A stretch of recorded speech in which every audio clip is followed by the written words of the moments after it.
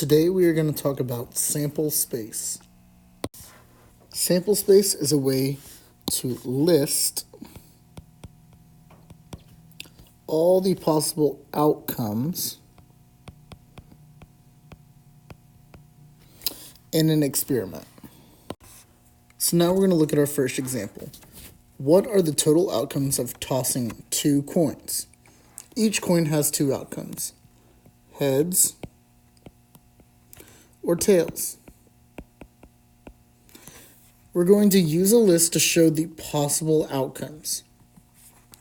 So the first one is we can land on heads with the first coin and heads on the second coin. Heads on the first coin, tails on the second coin. Tails on the first coin, heads on the second coin.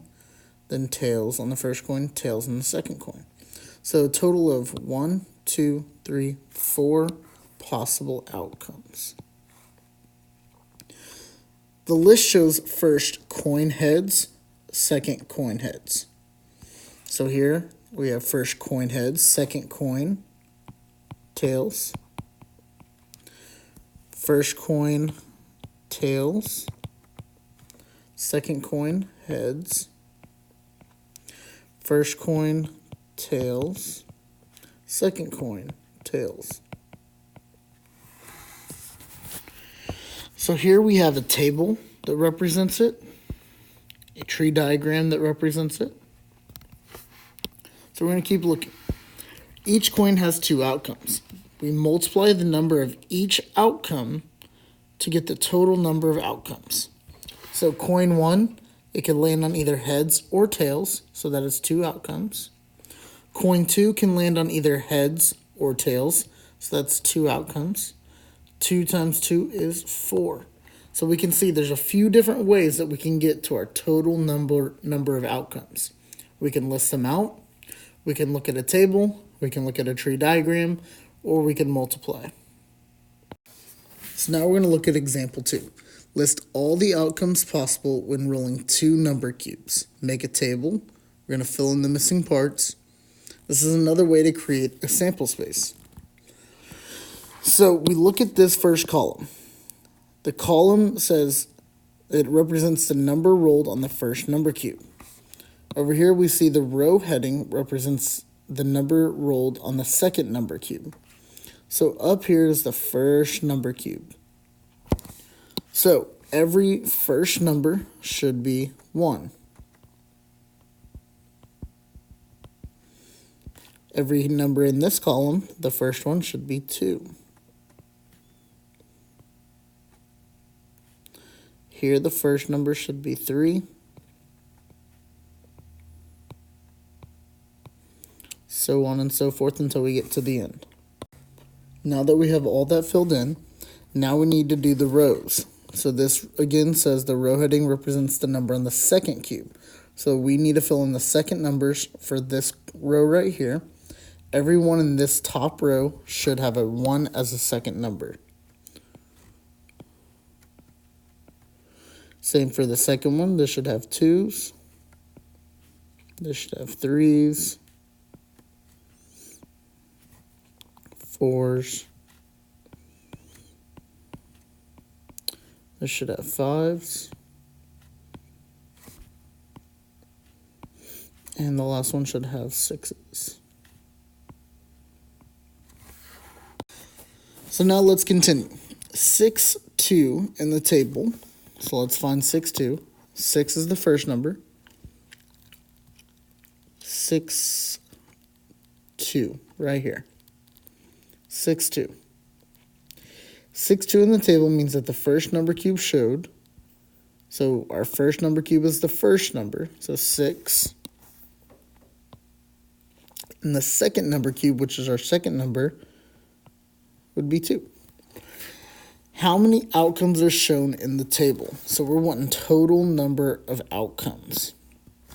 So we can do 2 things. We can count up individually, or we can count the headings and multiply. So we have 1, 2, 3, 4, 5, 6. 1, 2, 3, 4, 5, 6. So when we multiply 6 times 6, we get 36 outcomes. So what is the number of outcomes in the sample space of rolling 2 number cubes? So that's 36 total outcomes. How many outcomes are there in rolling 1 number cube? So we've already figured that out. It's 36. Now we need to give the number of outcomes in the sample space when rolling 2 number cubes, but let's do it using a number sentence. So that's where we did our 6 rows by 6 columns. When we multiply it out, we get 36, which has been consistent with our answer. So here's our next example. Mackenzie is making an ice cream sundae. She has chocolate, vanilla, and strawberry ice cream.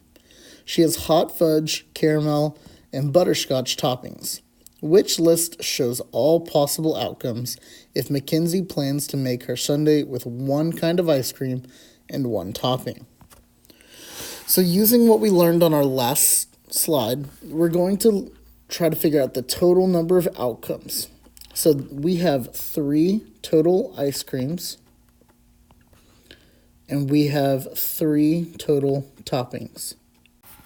So knowing what we already learned, we can multiply those two together, because those are the total number of outcomes for each thing, to get our total number of outcomes for our problem. So when we multiply those together, we learn there should be 9 total outcomes. So let's count up and see what we can figure out. This first one only has 3 outcomes. This next one, 1, 2, 3, 4, 5, 6, 7, 8, and 9. So that one's a pretty good one so far. Next one, 1, 2, 3, 4, 5, 6, 7, 8, 9. That one's looking okay too. Last one, 1, 2, 3, 4, 5, 6, 7. So the 3 we can mark out because it's not our total number of outcomes, and as well as the 7.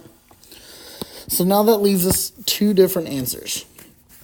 So let's go through and let's look and see if we can match up. So we have chocolate and hot fudge. So chocolate ice cream and hot fudge topping. Chocolate ice cream and caramel topping. Chocolate ice cream butterscotch. So far, they match up. So we have vanilla strawberry, vanilla caramel, and vanilla butterscotch. Now something looks a little fishy here. There's not a strawberry topping. Okay, we look at our toppings again, hot fudge, caramel, and butterscotch. So we see that we have 2 ice creams together, and our problem says we can only have 1 ice cream. So this answer would be wrong. So let's look at our last answer choice, make sure everything works out. We have chocolate with hot fudge, chocolate caramel, chocolate butterscotch. All the toppings work out. We have vanilla hot fudge, vanilla caramel, vanilla butterscotch. Ice creams and toppings work out. Strawberry with hot fudge, strawberry with caramel, strawberry with butterscotch. All the toppings and ice creams work out. So we are left with our 1 good answer. So here's our last example. It says Raphael spins the spinner and flips the coin once, which shows all possible unique combinations of food and tosses that could have resulted from Raphael's spins and flips. So let's use math to figure out how many total outcomes there should be. There's 3 different columns on the spinner. And then we have 2 for the coin. That's heads and tails. So when we multiply those together, we should get 6 total outcomes.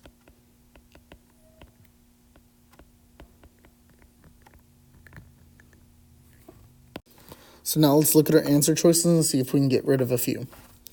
All right, so our first one, we have 1, 2, 3, 4, 5 total outcomes. For the next one, we have 1, 2, 3. For the next one, we have 1, 2, 3, 4, 5, 6. And the last one, 1, 2, 3, 4.